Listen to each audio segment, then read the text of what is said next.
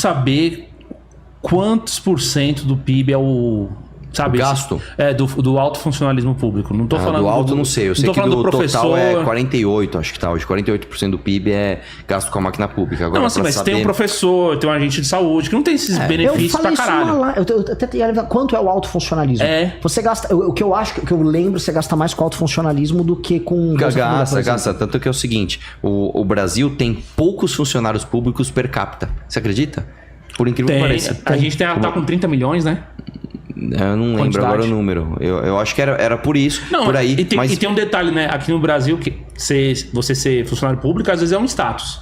Mas na maioria dos países, não. Na maioria dos países é tipo, não deu certo, vai pro funcionalismo público. Tipo, é basicamente isso. Que aqui no Brasil existe o mito de que o cara prestou um concurso, então ele passou por um funil, ele é melhor do que os outros. Tá? Só que o fato é o seguinte, normalmente, os melhores cargos públicos são os indicados. Por exemplo, qual é o melhor cargo público do Brasil? Ser ministro do Supremo. Não, ser ministro do Supremo. Sim. Ou então ser conselheiro do Tribunal de Contas do seu município, do seu estado, da União.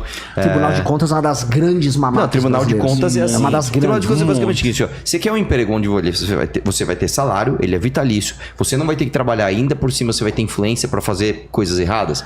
Vá para o Tribunal de Contas. É uma das nomeações mais disputadas. No estado, no município e na União é o Tribunal de Contas. Outra muito boa é o quê? Conselheiro de estatal. Conselheiro estatal. Sim, faz porra nenhuma. Conselho, se você não faz nada, participa de uma reunião. Conselho pra esse estatal que tá com déficit recorde aí, ó. E salário de 80 mil, 100 pau, 150 pau.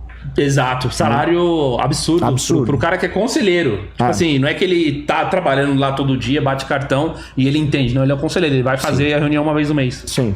É isso aí, exatamente isso. Não, mas teve um cara... Na verdade, não é que ele vai fazer reunião pra dar conselhos. Ele vai estar lá ocupando um cargo pra ser comprado por alguém pra votar de acordo com o interesse de alguém. Ou não votar. Ou, eu vou dar um exemplo. O Lula fez umas nomeações. O Lula nomeou um desses comunas aí. Não, o Lula nomeou o Rubens Ometo pra Vale. Isso não tá sabendo. Não, mas se eu não me engano, acho que o cara do ICL... Ele tá na... O Eduardo Moreira? Acho que ele tá na Petrobras. Ele tá num desses conselhos. Você nomeia aliados ali. Eles vão falar, não, estamos fazendo aqui análise. Não tô fazendo nada. Na prática, assim. Esses conselhões são meio... Serve pra nada. Serve pra nada. Porque eles querem simular na estatal os conselhos que existem na empresa. Por exemplo, eu quando li a biografia do Steve Jobs, o conselho que ele montou na Apple era um conselho da Apple. Com o Steve Jobs ali nomeado CEO pelo conselho. Aqui não é um conselho. Eram caras de outras empresas gigantes.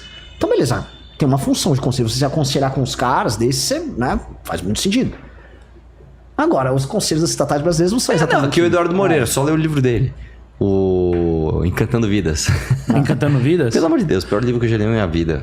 Você não tá ligado? Não, eu não sei. Eu só sei que veio um cara aqui. Aí eu falei, eu conheço um maluco que sabe muito desse Eduardo Moreira, o Arthur. Aí ele falou assim, mas por quê? Eu falei, não, o Arthur conhece esse cara... Sabe quando que eu conheci 2007, ele? né? 2008. Foi na crise. Eu conheci ele um pouquinho antes da crise. Ele é herdeiro ele é banqueiro, ele é herdeiro, e ele escreveu um livro que é basicamente uma coisa... autoafirmativa, onde ele diz que ele vai contando a rotina de exercícios dele, e ele falando que os médicos se impressionaram, porque ele conta uma história que ele quebra o pé. E aí, nossa, ele quebra o pé, e ele mesmo pega o pé dele e põe no lugar. E aí os médicos não podiam acreditar. Caralho, ele não tava de guerra, né? Que ele não estava urrando de dor. Eu precisava controlar a minha respiração para não deixar em pânico as pessoas que estavam ao meu redor. Tipo, mano, o cara quebrou o pé. Esse cara é conselheiro de uma estatal. Entendeu? O cara não tem mérito nenhum do que ele faz, né? Mas eu ia falar uma coisa. Lembrei. Mas por que eu acho que o Brasil não vai quebrar, assim, de colapsar? Porque eu acho que a gente tem uma chance de, em 2026, colocar alguma espécie de Milei aqui, eu não sei, e o cara fazer Mano, é o seguinte, vamos radicalizar essa porra e acabou. Nós vamos cortar funcionário público, nós vamos fazer isso, nós vamos fazer aquilo. E o projeto do MBL pro Brasil, inclusive, fazer uma nova constituinte, cara. Porque não tem jeito. Outra coisa que eu comentei com o Kim, que é essa questão da constituinte. Pra galera entender, não dá pra fazer no Brasil o que o Milei tá fazendo na Argentina, tampouco o que o Trump vai fazer ou prometeu fazer nos Estados Unidos. Lei trabalhista é questão constitucional. A Constituição não permite.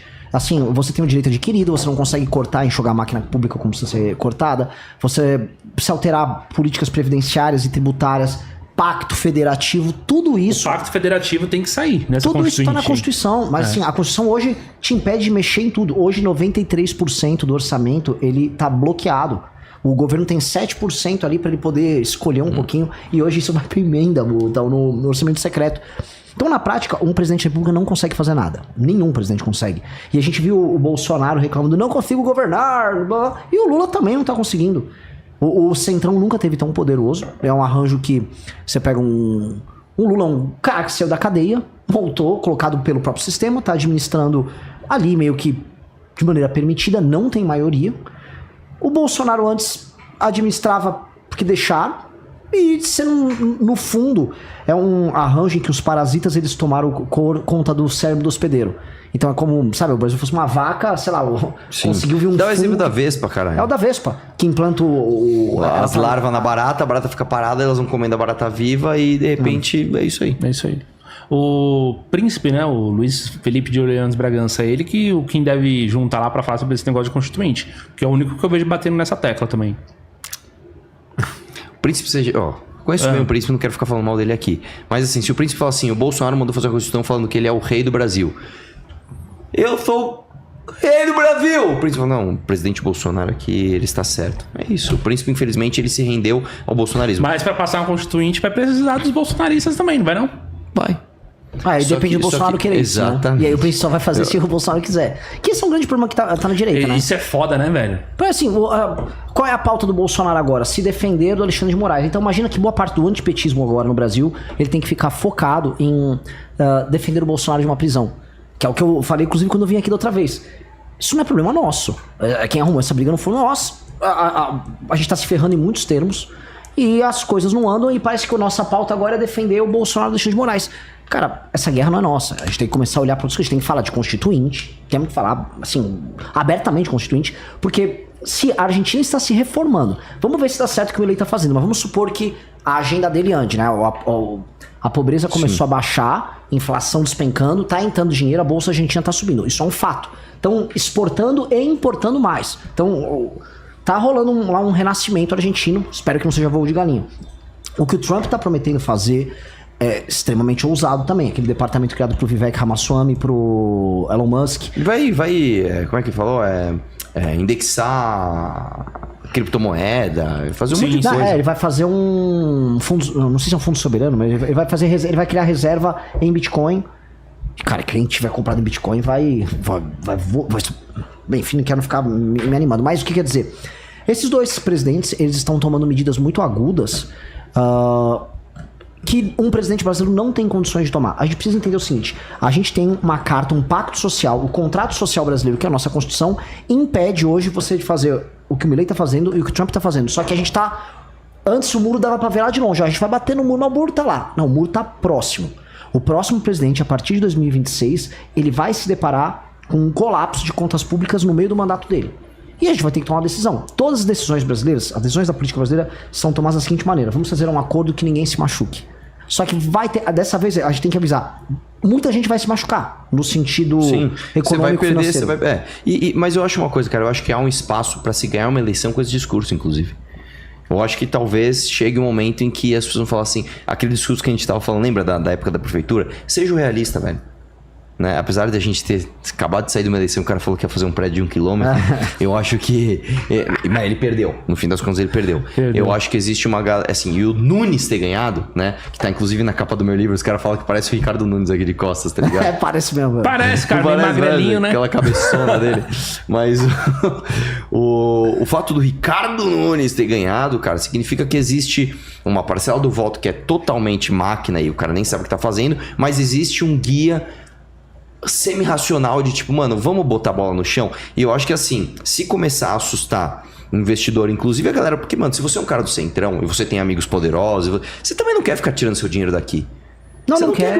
Então é do interesse desses caras, assim, vem cá, mano, ó. Sim, tipo assim... Entendeu? Vamos fazer alguma coisinha? É né? Que eu vou... Ninguém quer o real valendo nada se você tem patrimônio em real. Basicamente isso. É uma boa também.